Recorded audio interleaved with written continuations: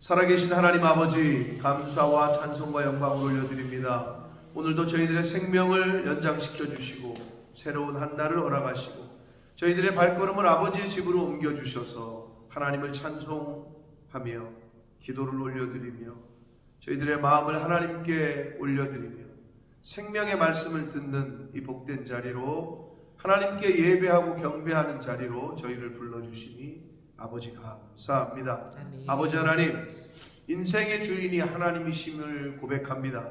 저희들 오늘 한 날을 살아갈 때에 주인 되신 하나님께서 말씀하신 대로 하나님의 뜻대로 순종하며 사는 복된 한 날을 살겠습니다. 저희들의 결단과 결심 위에 성령 하나님 임마누엘로 함께해 주옵소서. 아멘. 이 시간 말씀을 듣겠습니다. 저희들의 귀를, 눈을, 입술을, 마음을 열어주시고 성령 하나님 좌정하시고 임마누엘 하여 주옵소서. 아멘. 예수 그리스도 이름으로 축복하며 기도 올려옵나이다. 아멘. 어제부터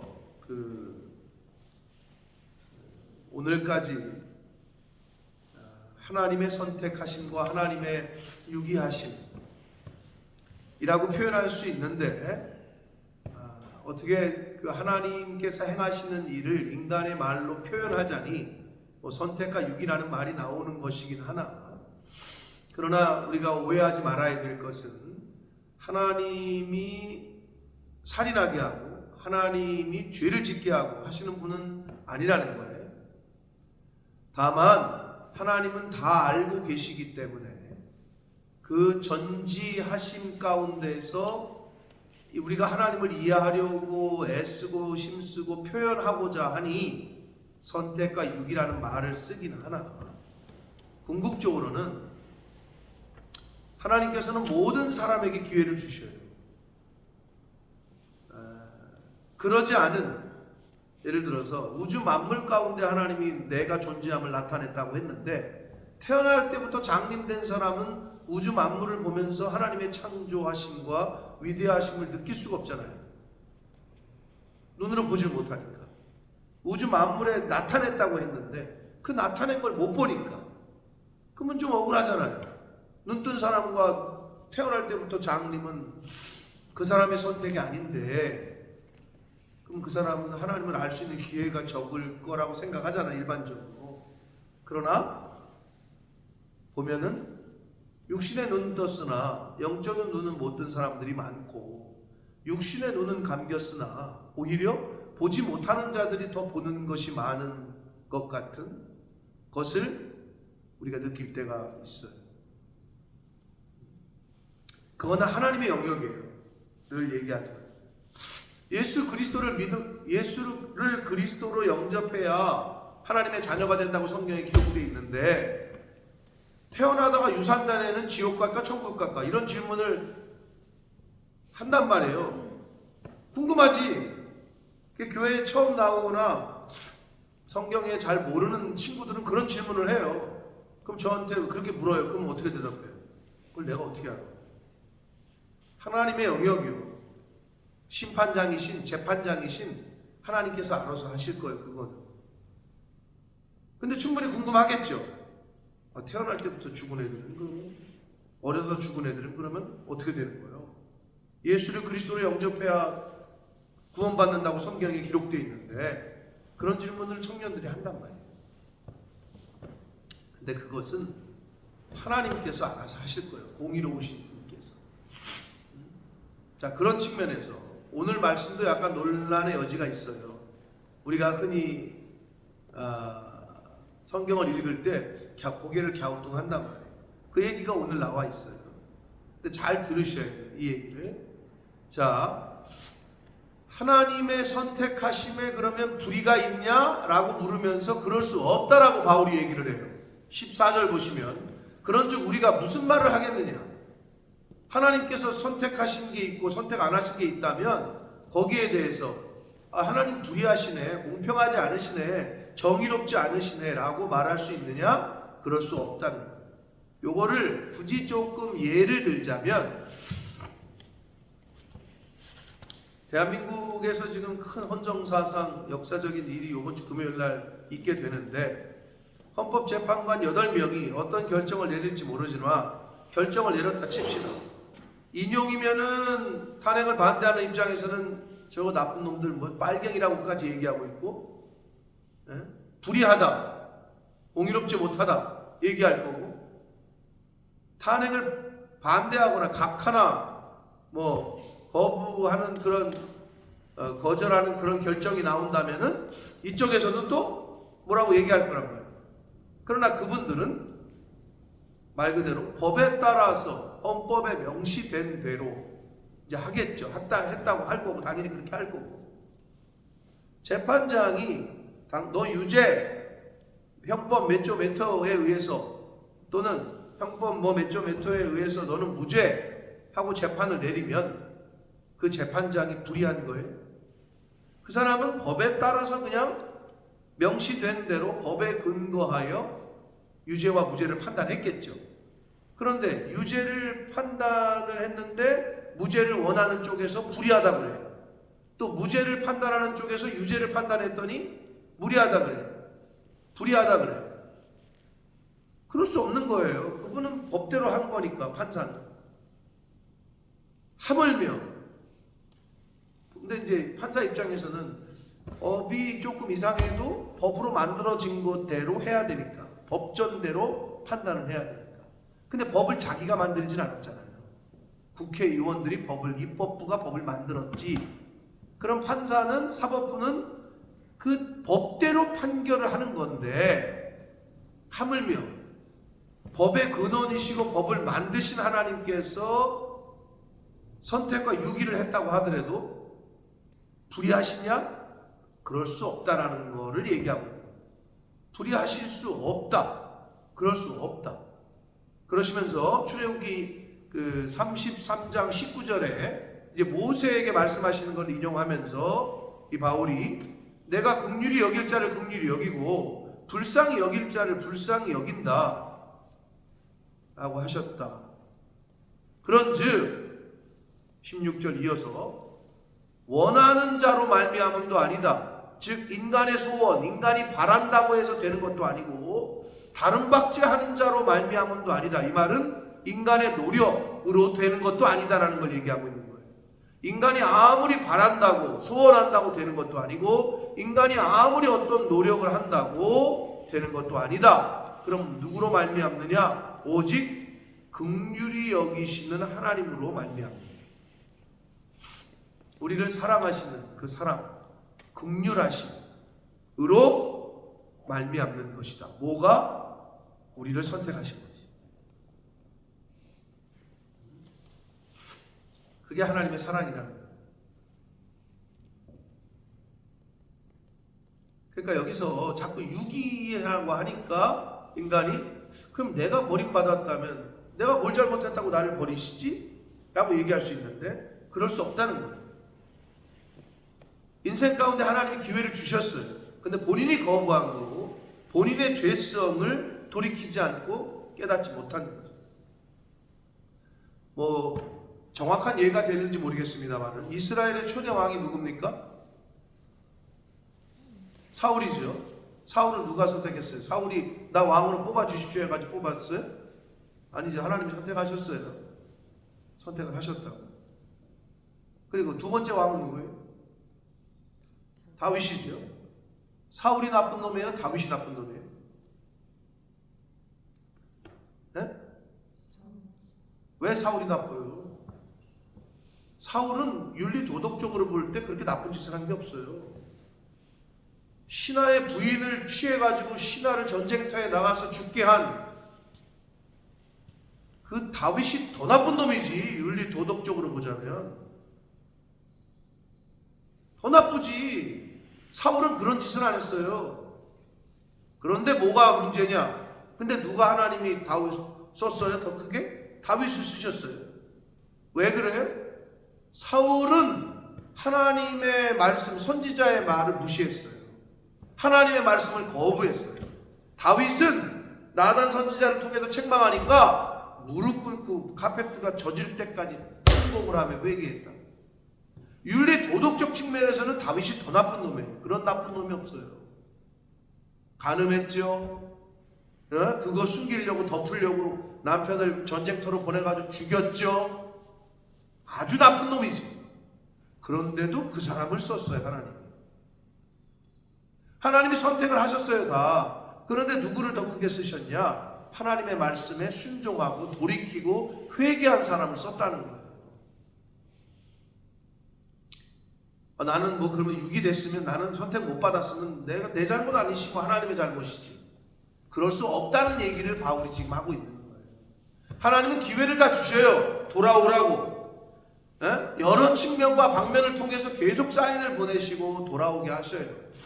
그런데 본인이 안 돌아오는 거예요. 왜? 자기 고집과 아집과 죄성 때문에, 그 육신의 고집 때문에. 여기서는 이제 바울은 뭐라고 표현했냐면, 한글 성경은 완악하게 한다라는 표현, 완악이라는 표현이 나오는데 그게 마음의 고집을 얘기하는 거예요. 흔히 얘기하는 양씨 똥꼬집, 뭐 최씨 똥꼬집 뭐 이러잖아요. 그 고집, 아집, 이거를 내려놓지 않는 거죠.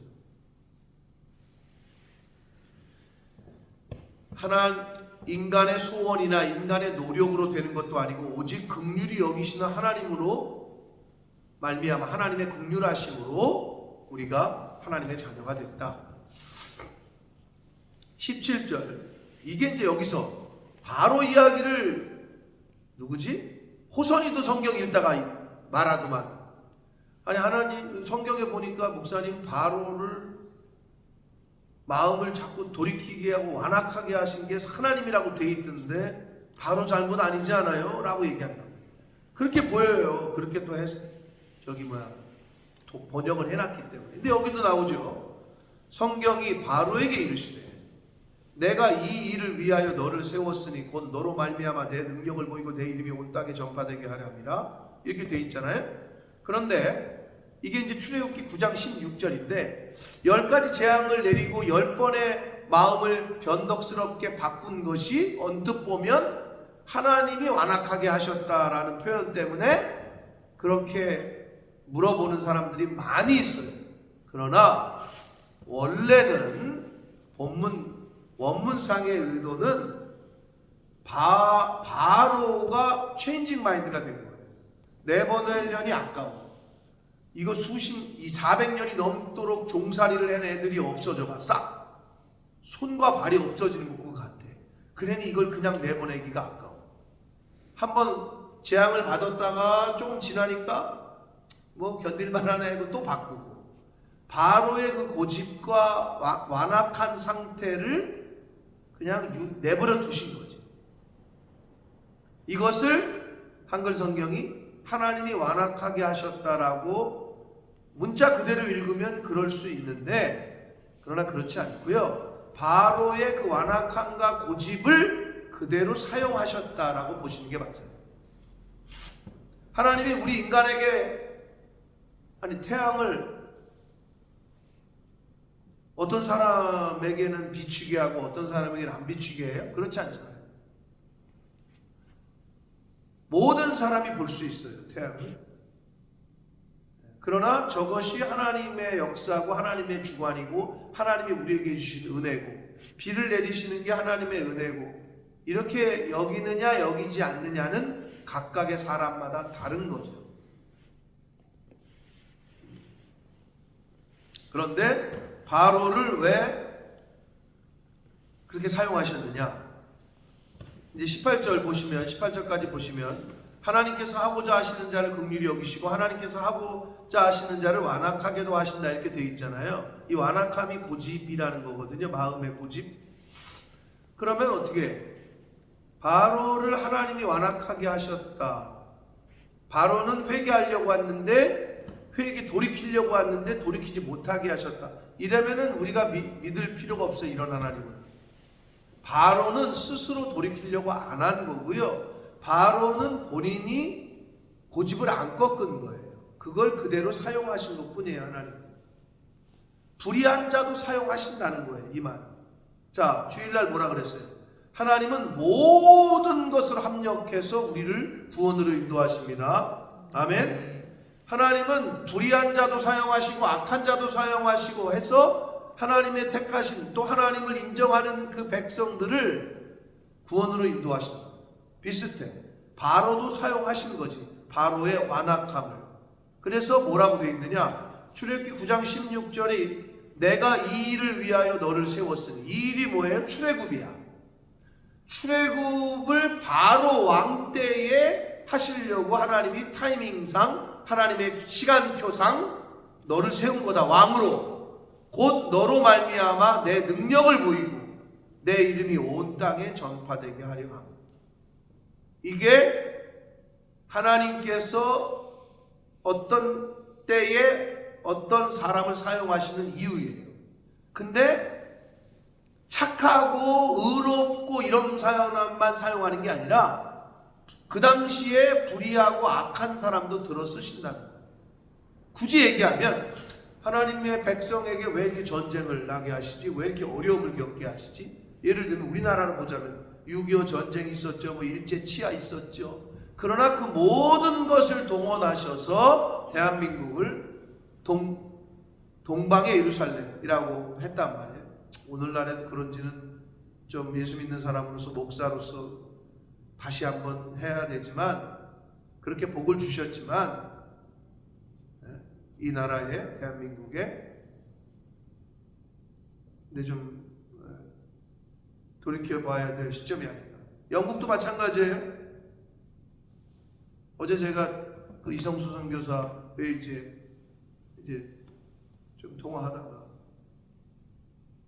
이제 비자가 이제 영주권도 나오고 이제 안정이 됐으니까, 그래서 이제 다음 스테이지를 놓고 이제 지금은 영국 교회를 섬기고 있는데 웨일즈 쪽에 빈 교회가 많아요. 특히 웨일즈 쪽에. 영국도 잉글랜드도 마찬가지인데 목사가 없어요. 그리고 또 하나, 좀 큰 교단들은 교단에서 담임 목사를 서포트를 하지만, 그러니까 제 후배 목사가 감리교 목사 됐다 그랬잖아요. 그랬더니 집 주고 돈 주고 다 대준단 말이에요, 큰 교단은. 근데 웨일즈 쪽에 있는 웨일즈 침례교회에 지금 소속인데, 그쪽은 우리 한국교회처럼 개교회에서 목사님을 모셔야 되는 거야. 근데 성도가 없으니까 목사를 못 모셔. 그러니까 담임 목사가 없는 거야. 그래서 지금 뭐 기도하면서 어렵고 좀 힘든 교회를 가서 자기가 섬겨볼까. 근데 뭐 영어도 좀 걸리고 아직까지도 뭐 여러 가지 얘기를 하면서, 내가 이제 그 영국 감리교회 간 후배 목사 얘기를 했더니, 하나님의 은혜를 입은 거다 그분은. 왜 그러냐 그랬더니, 자기가 아는 어떤 한국 목사님이 영어도 잘하고 여기서 뭐 박사하기도 했고 그래가지고 이제 어플라이를 한 거지. 그 교단에 감리교회래, 똑같은 감리교회래. 그래서 그래? 근데 어떻게 됐는데? 영어도 잘하고 됐을 텐데 그랬더니 면접에서 바로 떨어졌대. 왜 떨어졌는 줄 알아요? 영국 감리교회는 존 웨슬리가 세운 감리교회인데 전 세계에 영향을 많이 끼쳤죠. 전 세계에 있는 감리교회 오리지널이니까, 원조니까, 웨슬리 목사님. 그런데 면접할 때 딱 첫 번째 질문이 뭐였냐? 아랍의 그 이슬람의 지도자, 목사를 뭐라고 그러는지 아세요?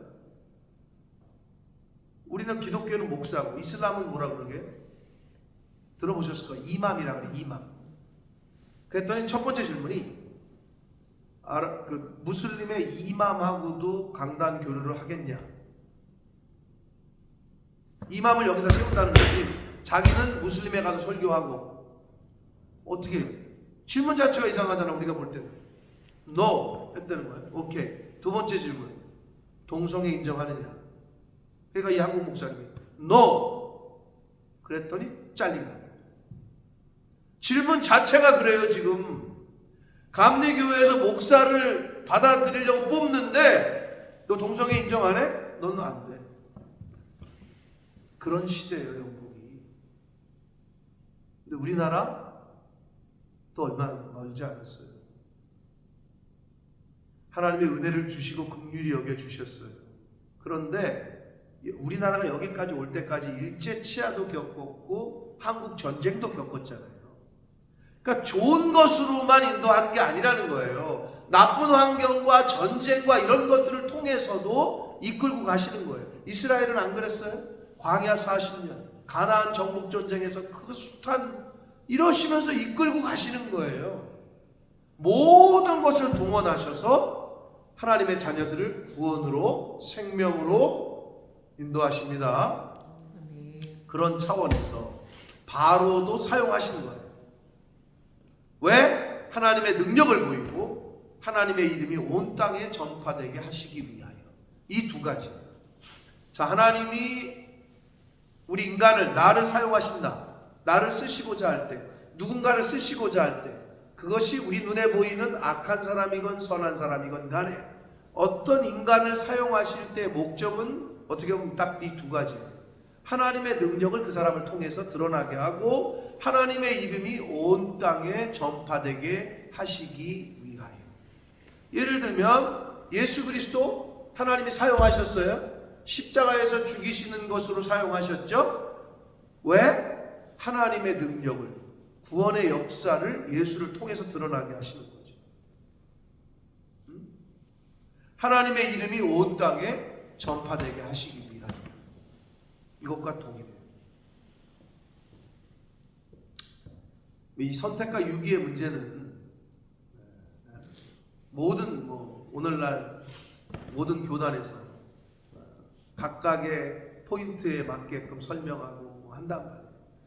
그래서 어느 교파에서는 예지예정, 어느 교파에서는 절대 예정 이런 말을 쓰는데 다 어느 정도 테두리 안에서 똑같은 어떤 표현을 쓰자, 어떤 형용사를 써야 되니까, 어떻게 설명을 해야 되니까 그런 건데, 대전제가 있잖아요. 뭐야? 하나님은 전지전능히 하시다. 모르시는 게 있어서도 안 되고 못하시는 게 있는 분도 아니고, 그런 차원에서 하나님은 다 아신다는 측면에서 절대는 맞다. 그러나 인간의 측면에서 볼 때는 절대라는 표현을 쓰니까 태어날 때부터 얘는 천국 갈로, 태어날 때부터 지옥 갈로, 요렇게 얘기할 수는 없다. 그거는. 그러면 어떤 느낌이냐? 하나님이 정해버린 거네 라는 느낌이 있잖아요. 어떤 측면에서는 맞기는 맞아요, 그게. 그러나 아니에요. 그러면 악한 사람도 나는 악하게 안 살고 싶은데 하나님이 너는 악하게 살아라 하고 정해놨어? 나는 사람 안 죽이고 싶은데 하나님이 너는 사람 죽이는 걸로 그건 아니라는 거예요. 그런 측면에서 바울은 지금 하나님에게는 불의하심이 없다라고 얘기하는 거예요. 제가 잘 설명을 잘 드려야 되는데 잘 이해를 하시고 있는지 모르겠으나, 하나님에게는 불의하심이 없고요, 인간이 완악함과 자기 고집과 자기 뜻대로 하나님의 선하심과 하나님의 긍휼과 하나님의 은혜를 거부하고 받아들이지를 않고 있는 거다. 하나님은 단지 그거를 그 상태로 사용하시는 것 뿐이다.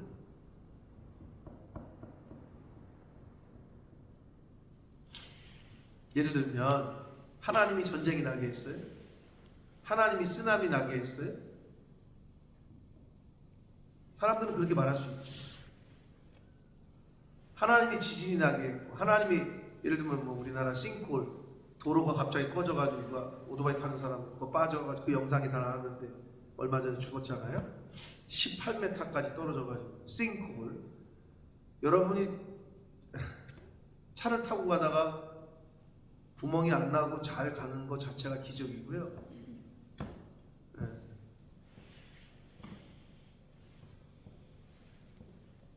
그 한국에서 지금 전 세계에서 인기를 끌고 있다는 폭삭 소가수다라는 드라마 다 보신 분 있어요? 보셨어요? 원사님 보셨어요? 네. 하여튼 인기가 있대. 전 세계에서 지금 몇 개국에서 1등이라고 하는데 글을 잘 썼더라고요. 근데 거기에 나오는 어떤 장면에 그런 말이 나와요. 소중한 사람이 아침에 나갔던 문으로 다시 들어오는 것, 그것이 바로 기적이었다. 그게 매일의 기적이었다. 이런 표현을 써요. 이제 아버지가 죽고 또는 엄마가 죽고 이렇게 죽잖아요. 그럼 매일 나갔던 그 문으로 다시 돌아오는 것. 우리가 흔히 말하는 일상이 하나님이 베푸신 기적이다, 은혜다, 이런 측면에서 그 작가가 크리스찬인지는 모르겠으나 그런 표현을 썼는데 지극히 인정이 되는, 동의가 되는, 소중한 사람이 아침에 나갔던 문을 열고 다시 돌아오는 것은 매일의 기적이었다. 이런 그 글귀가 나와요. 지극히 아주 맞는 말이죠. 근데 우리가 그거를 기적으로 보질 않아요. 누구는 재수가 없어가지고 죽었지 그렇게 얘기하는 거예요. 내가 달리는 차가 싱크홀이 생겨가지고 이거를 우리가 어떻게 선택을 해요? 그러면 다시 묻습니다. 싱크홀을 만든 게 하나님이에요? 헷갈려요? 하나님은 다 아시니까. 무분별한 공사와 지하철 공사할 때 배수, 누수가 되게끔 안 하고 했어야 되는데 인간이 그걸 안 한 것 뿐이에요. 인간의 욕심 때문에 전쟁이 나는 거예요. 하나님은 다만 아시지만 그걸 내버려 두시는 거고, 그걸 통해서도 선하게 인도하신다는 측면에서 여러분 이해하시면 돼요. 그래서 바울은 하나님에게는 불의하심이 없다. 그 얘기를 하고 있습니다. 바로를 사용하시건 다윗을 사용하시건 사울을 들어 쓰시건, 다만 인간은 다 연약하기 때문에 다윗, 그러면 보세요. 하나님이 다윗을 사무엘에게 기름 부으라고 했어요. 야, 나는 외모 안 보고 중심을 본다. 그 중심을 봐서 다윗의 기름 부었잖아요. 하나님이 선택했잖아요. 그럼 하나님이 잘못 선택한 거예요. 다윗이 그런 나쁜 짓 할 거, 간음하고 신하 죽일 줄 몰랐을까? 몰랐다 그러면 신이 아니라니까. 더 헷갈리시나? 하나님은 아셨겠지요. 그러니까 좀 헷갈리시죠? 아셨다 그러니까 그럼 뽑질 말아야지, 이렇게 생각이 드시죠? 그러나 다윗의 그 연약함도 하나님은 들어 사용하시는 거다.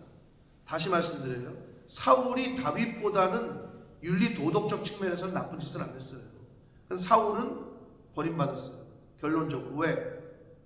하나님의 말씀에, 하나님의 선지자의 말에 회개하거나 돌이키진 않았어요. 다윗은 철저하게 회개하고 돌이켰다는 거예요. 이게 차이인 거예요. 하나님이 그러면 선한이건 악한이건 사용하시는 이유, 여기 두 가지 나왔어요. 하나님의 능력이 드러나게 하고 하나님의 이름이 온 땅에 전파되게 하시기 위해서다. 그럼 하나님이 나를 쓰시고 나의 가계를 쓰시고 내 인생을 쓰시고 내 자녀를 쓰신다 라는 생각이 드시거든요. 그 이유는 뭐다? 하나님의 능력이 나타나고 하나님의 이름이 영광을 받으시기 위하여. 이것밖에 없는 거예요. 내가 잘나서, 내 새끼가 잘나서 사업을 잘하고 대박나고 한 방에 날아갈 수 있어요. 그러니까 늘 겸손해요.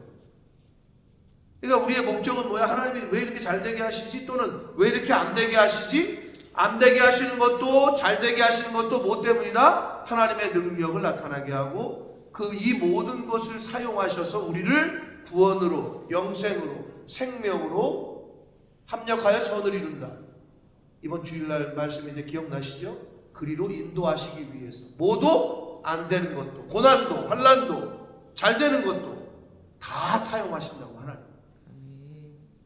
이 은혜죠.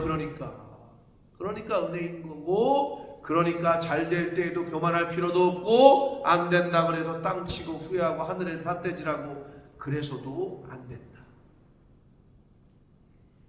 범사에 감사해요. 범사. 이게 흔들리지 마셔야 돼요. 이게 세상을 이기는 바로 유일한 무기인 믿음입니다. 이게 흔들려버리면, 비 오면, 날씨 더럽다고 해 뜨면 너무 좋다고, 그러면 해를 주시는 하나님은 좋은 분이고 비를 주시는 분은 더러운 하나님이요? 비슷한 얘기예요. 그럴 수가 없다는 거죠. 비를 주셔도 감사한 거고, 해를 주셔도 감사한 거고, 바람이 불게 하셔도 감사한 거고, 우박을 내리셔도 감사하고 감사할 것뿐이요. 이것만 안 흔들리시면 끝도 없어요. 그래서 하나님은 너희를 향한 내 뜻은 너희가 범사에 감사하고 쉬지 않고 기도하고 항상 기뻐하는 거다라고 말씀하셨던 거예요.